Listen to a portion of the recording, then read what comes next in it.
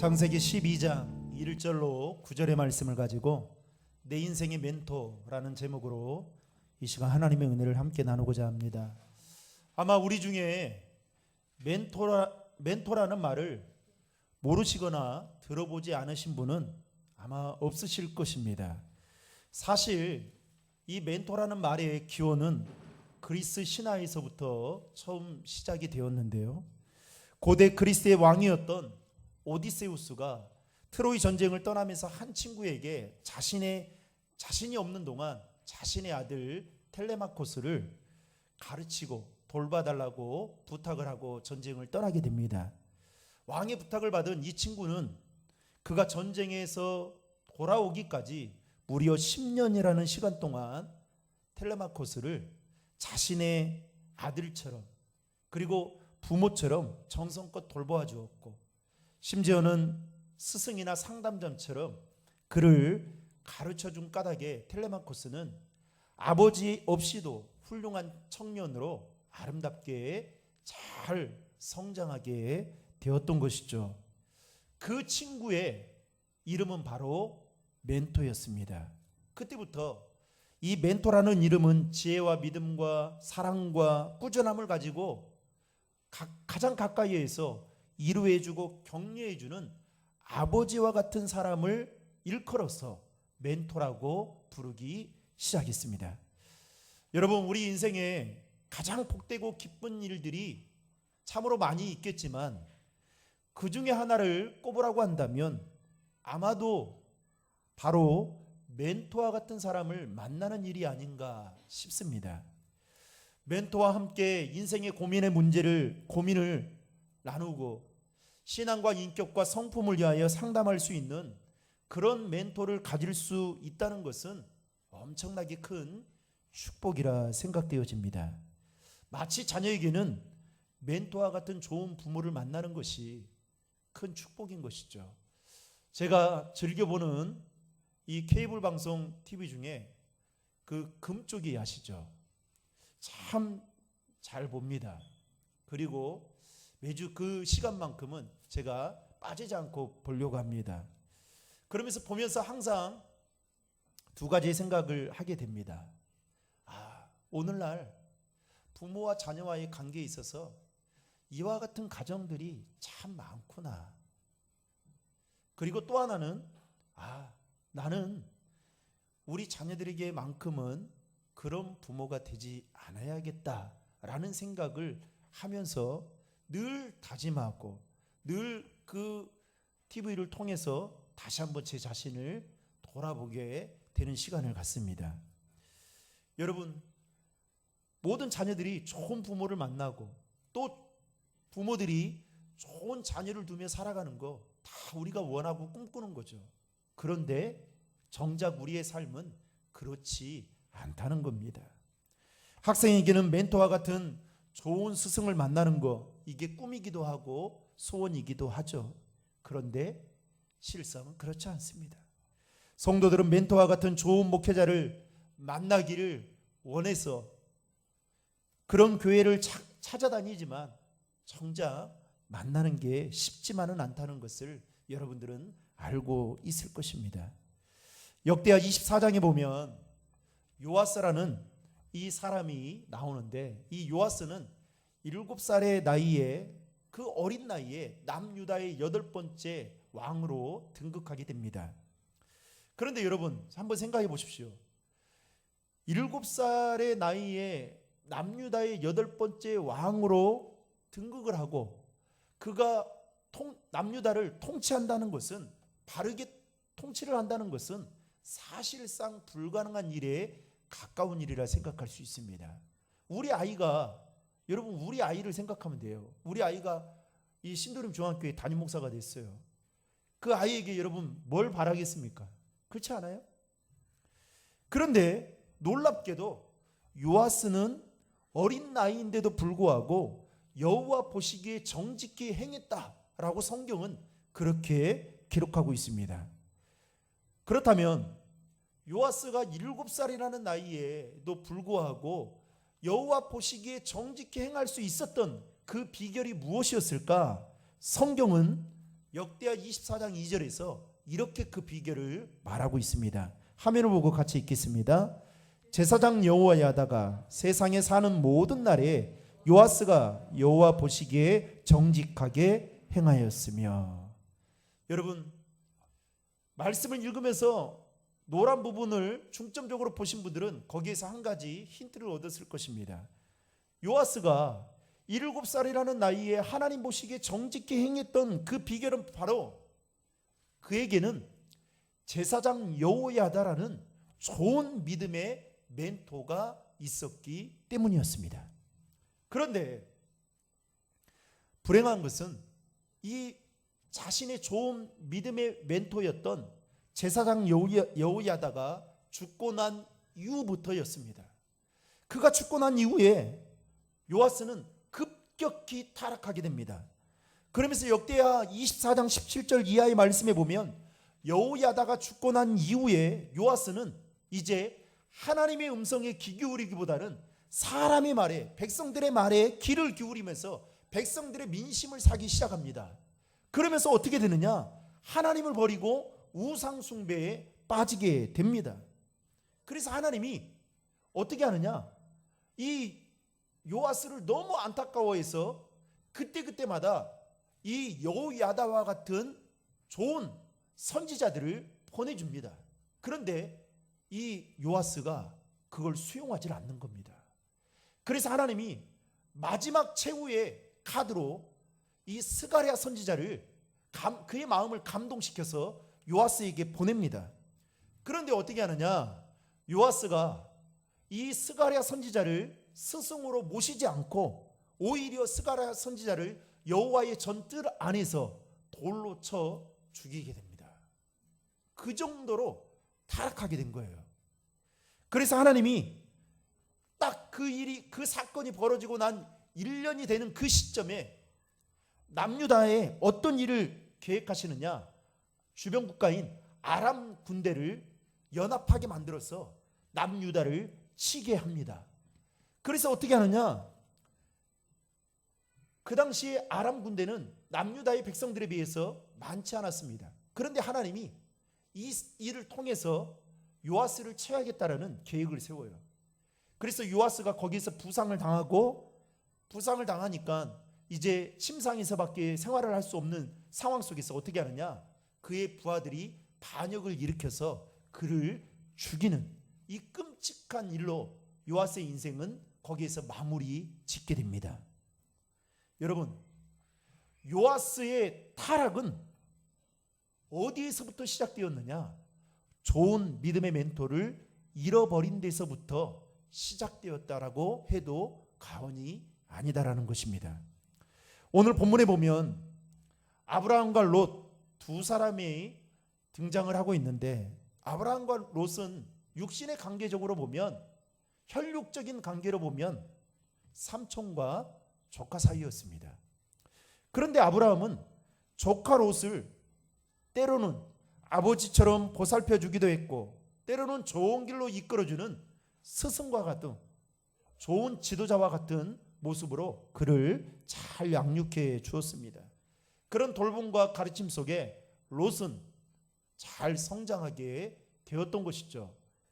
그러던 어느 날 아브라함의 목자들과 롯의 목자들이 가축들이 많아지게 되면서 하나님의 은혜를 얼마나 부어주었던지 그 자신들이 소유하고 있는 그 땅에 이제는 가축을 여유롭게 돌볼 수 없을 만큼 이제는 비좁게 된 것입니다. 그러면서 예상치 못한 일이 벌어지게 된 것이죠. 여러분, 돈 앞에 장사 없다라. 여러분, 서로가 욕심을 부리게 되면 자칫하다가 어떻게 해요? 심한 다툼으로 이루어질 수 있는 그런 어려운 상황 속에 아브라함과 롯이 이제 만나게 된 것입니다. 이때 아브라함이 어떻게 합니까? 조카 롯에게 먼저 네가 소유할 땅을 선택할 수 있는 그 선택권은, 우선권을 그에게 먼저 줍니다. 그러면서 단번에 그 문제를 해결하게 되죠. 여러분, 우리는 지금 그냥 이 이야기를 아주 아무렇지 않게 받아들이는데, 여러분, 요즘 조카도 저도 삼촌 집에 몇 번 잘 때가 있었어요. 근데 여러분 내 집 같습니까? 아무리 잘해줘도 내 집 같지 않아요.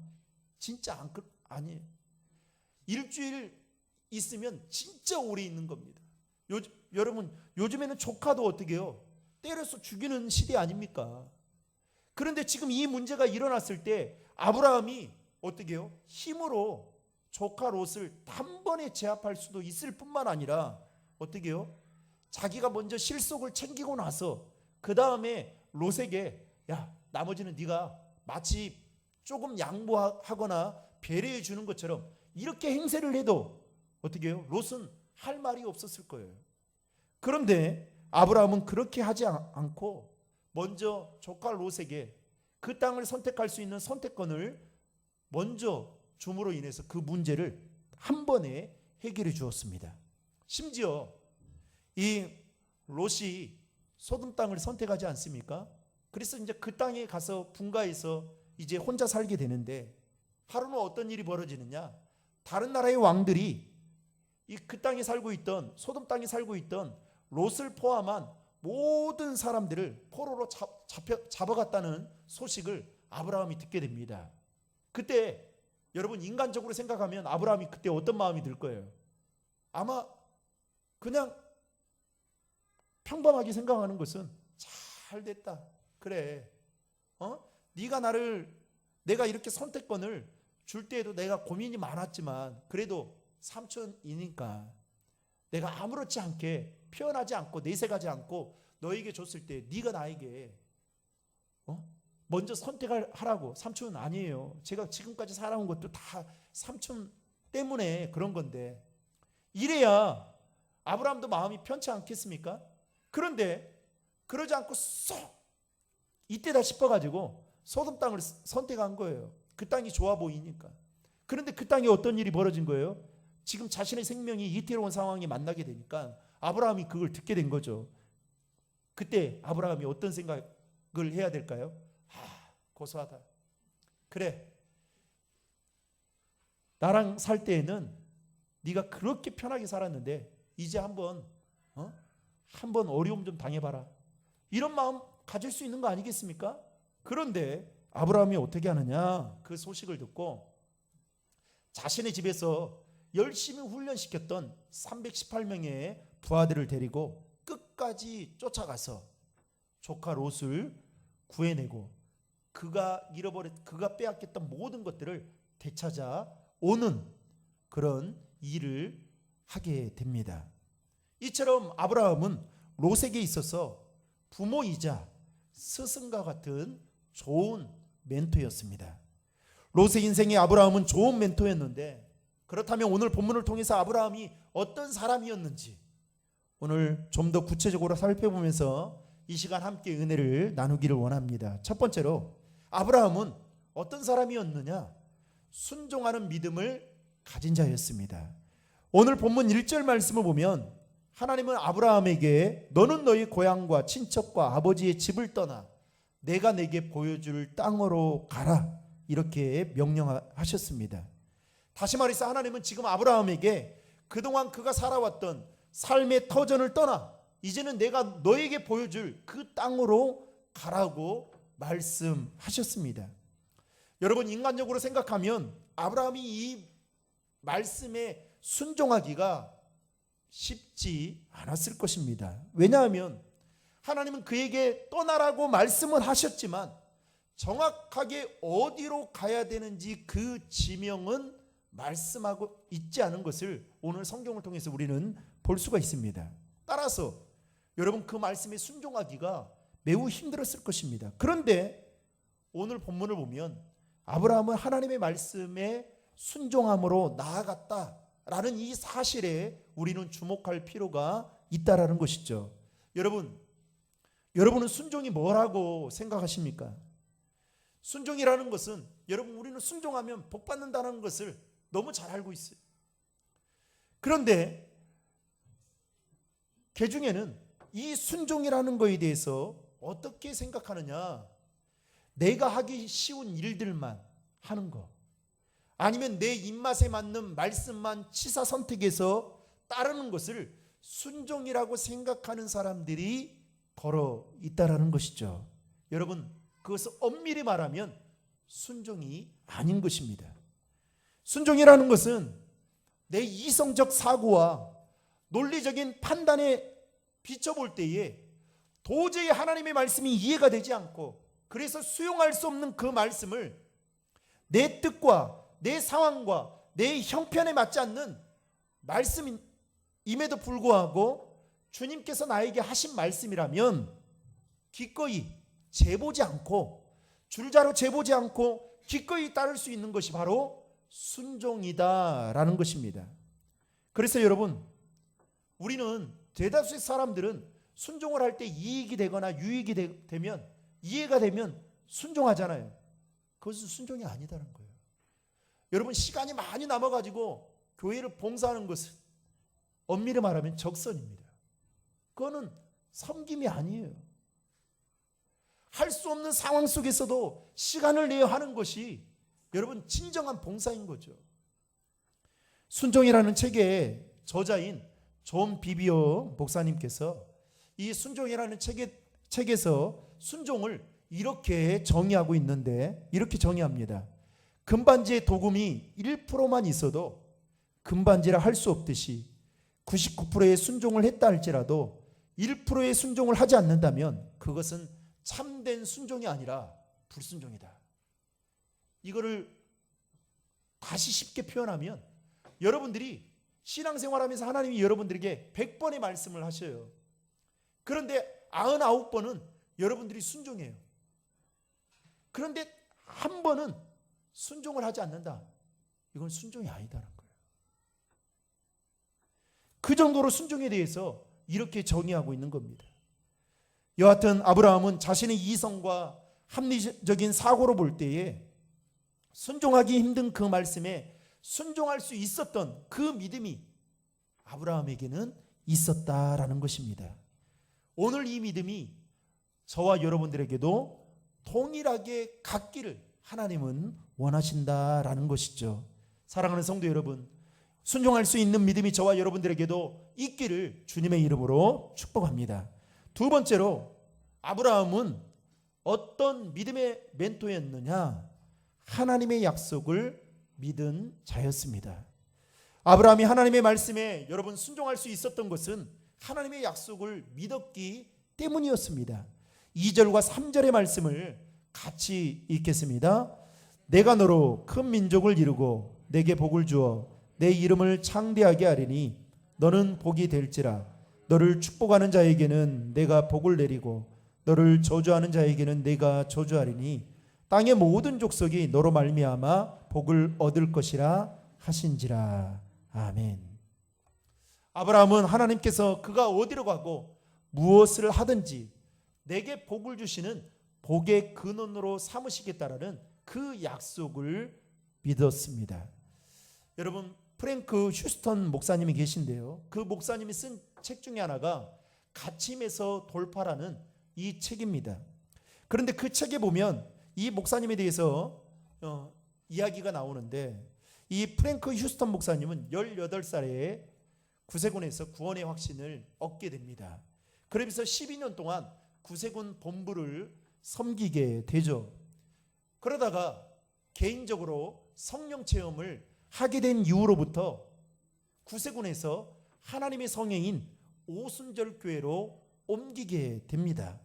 그러면서 무려 18년 동안 목회를 하는데 14년을 교단의 총회장으로 섬기게 됩니다. 여러분, 교단의 총회장으로 섬긴다는 것은 그 교단 내에서도 엄청나게 좋은 목사님으로 평가를 받고 있기 때문에 하는 거예요. 그런데 그가 뉴질랜드에서 이 웰링턴 순복음교회 목회자로 섬기고 있던 그의 나이 55세가 되던 그때에 하루는 하나님께서 한밤중에 그에게 나타나십니다. 그러면서 그에게 뭐라고 말씀하냐면 이사야서 54장의 말씀을 읽으라 라는 음성을 들려줍니다. 그래서 그는 곧바로 일어나서 이사야 54장의 말씀을 수차례 읽고 묵상을 하게 됩니다. 도무지 말씀을 읽어도 무슨 내용인지를 모르게. 그래서 이 프랭크 슈턴 목사님이 어느 날 기도를 하면서 하나님께 묻습니다. 하나님, 저에게 이사야 54장의 말씀을 읽게 하신 그 이유가 무엇입니까? 라고 묻자 하나님께서 이 프랭크 슈턴 목사님 마음에 감동을 주시기를 시드니에 가서, 뉴질랜드가 아닌 호주 시드니에 가서 교회를 개척하라 라는 말씀을 주십니다. 깊은 고민에 빠지게 됩니다. 왜냐하면 당시 자신의 나이가 55세고 이제 머지않아 목회를 은퇴해야 되는 그 시점에 있고, 심지어 자신감이 떨어져 있는, 목회에 대한 자신감이 떨어져 있는 그때에 시드니에 가서 교회를 개척하라는 이 말씀을 도저히 자신의 이성적 사고와 논리적 그 상황과 판단에 따라 볼 때에 받아들이기 힘든 그 말씀을 이 프랭크 슈턴 목사님에게 하셨던 것이죠. 그리고 며칠 동안을 고민을 하게 됩니다. 그런데 그때마다 하나님이 계속해서 그 마음속에, 목사님 마음속에 시드니에 가서 교회를 개척하라는 마음을 주는 거예요. 그거를 계속 인위적으로 뿌리쳤습니다. 그러다가 그 마음이 너무 강해지니까 더 이상 이제는 여기서 거절할 수 없는 상황까지 오게 되어서 이제는 주님, 제가 가겠습니다 라고 두 손 두 발을 들게 됩니다. 그리고 1977년 그 해의 7월에 이제 프랭크 슈턴 목사님은 뉴질랜드에서의 사역들을 모두 다 정리하는데 한 달 걸렸대요. 정리하고 이제 호주 시드니에 가서 9명의 어른과 5명의 아이들과 첫 주일 예배를 드리면서 개척교회를 시작하게 됩니다. 엄청나게 울었다는 거예요. 이방 땅에 와서, 이곳에서 와서 내가 무슨 이런 계획도 없었는데 나를 이곳으로 하나님이 보내셔서 정말 무슨 일을 하시려는지 그때를 생각하면 그냥 눈물이 나더라는 거예요. 그런데 여러분, 놀랍게도 지금은 4만 명이 넘는 초대형 교회와 국내적으로 70개 이상의 교회를 개척하고 많은 선교사를 파송하는 대형 교회로 성장하게 되었습니다. 그의 아들은 호주에 있는 힐송 교회, 여러분 힐송 워십 아시죠? 그 교회의 아들 목회자로 섬기고 있습니다.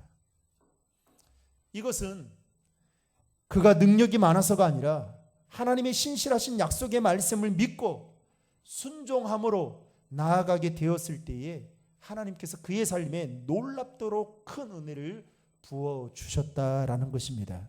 사랑하는 성도 여러분, 이해가 되지 않고 수용할 수 없는 그 말씀을 하나님은 오늘도 저와 여러분들에게 시시때때로 하십니다. 그때 여러분 어떻게 반응하시겠습니까? 하나님의 신실하신 약속의 말씀을 이루실 것을 믿고 그 말씀을 여러분 아멘하며 순종하며 나아가시겠습니까? 아니면 뿌리치시겠습니까? 중요한 것은 하나님은 오늘도 저와 여러분들에게 말씀하신 그 신실하신 약속의 말씀 그대로 이루어 가시길 원하신다라는 것입니다. 마지막 세 번째로, 아브라함은 어떤 믿음의 멘토였느냐? 철저하게 하나님 중심적인 삶을 살았던 자였습니다. 오늘 본문에 보면 아브라함이 하나님의 명령에 순종하여 가나안 땅으로 들어가게 되는데 있어서 몇 차례 장막을 옮겼다라고 성경은 그렇게 기록하고 있죠. 장막을 옮겼다라는 이 말은 오늘 우리 말로 하면 이사를 여러 번에 걸쳐서 했다라는 것으로 표현할 수 있습니다. 그런데 아브라함은 장막을 옮길 때마다 어떠한 일을 했느냐? 제일 먼저 제단을 쌓고 하나님의 이름을 불렀다라는 것입니다. 여러분 7절과 8절의 말씀을 화면을 통해 같이 읽겠습니다. 여호와께서 아브라함에게 나타나 이르시되 내가 이 땅을 내 자손에게 주리라 하신지라. 자기에게 나타나신 여호와께 그가 그곳에서 제단을 쌓고 거기서 베델 동쪽 산으로 옮겨 장막을 치니 서쪽은 베델이요 동쪽은 아이라. 그가 그곳에서 여호와께 제단을 쌓고 여호와의 이름을 부르더니. 노란 글씨로 기록되어져 있는 글씨에 보면 그가 그곳에서 제단을 쌓고 그가 그곳에서 여호와께 제단을 쌓고 여호와의 이름을 불렀다.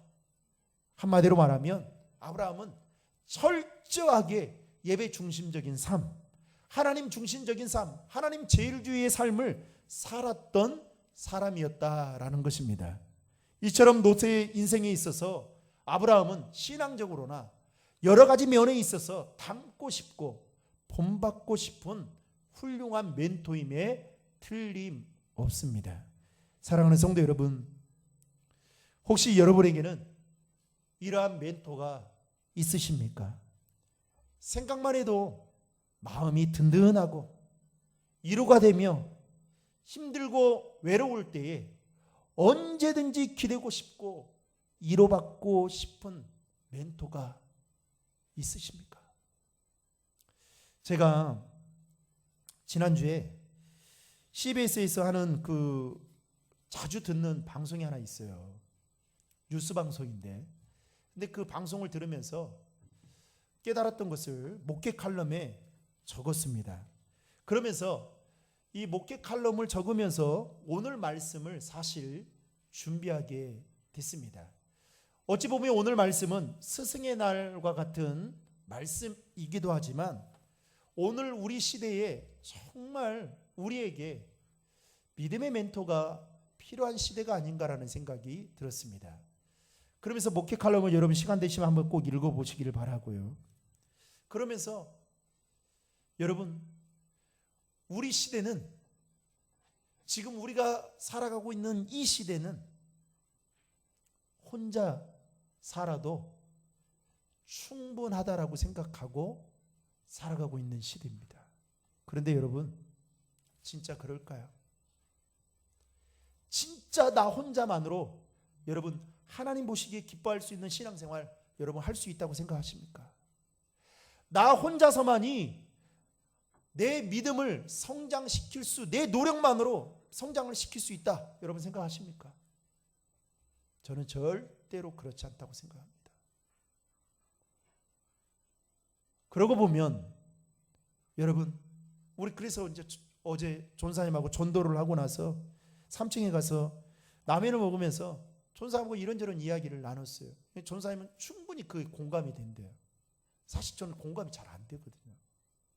그런데 이제 뭐 공감을 안 돼도 해야 되지만, 그런데 그러면서 존사님은 그 말을 해요. 마지막으로. 그래서 교회가 유일한 희망인 것 같습니다. 존사님도 그 이야기를 하는 거예요. 그런데 여러분, 우리는 어때요? 자꾸만 교회가 아닌 세상으로 나가려고 합니다. 세상에서 나의 멘토를 찾으려고 하고 그 사람들을 통해서 내 인생이 좀 더 나아질 거라 생각을 하고 있어요. 여러분, 우리 인생의 영원한 멘토는 예수님이십니다.